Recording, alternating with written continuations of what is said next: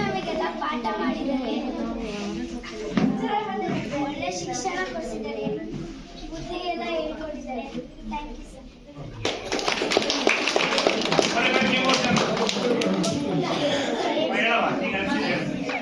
ನಾನು 7ನೇ ತರಗತಿ ಓದುತ್ತಿದ್ದೀನಿ ಸರ್. 6ನೇ ಕ್ಲಾಸ್ ಇದ್ದಾಗ ನಮಗೆ ಪಾಠ ತಗೊಳಕ್ಕೆ ಬಂದಿತ್ತು.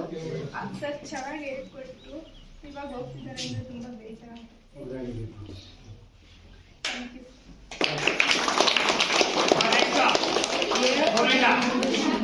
ಪಟ್ಟಣನ್ ಬಾಯ್ 2 ನಿಮಿಷ ಲೇಟ್ ಮಾಡಬಾರ್ದು, ಟೈಮ್ ಇಲ್ಲ.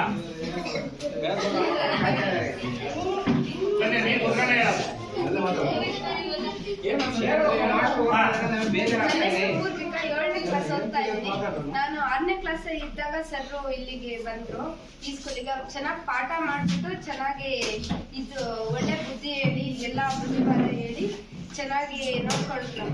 ಥ್ಯಾಂಕ್ಸ್.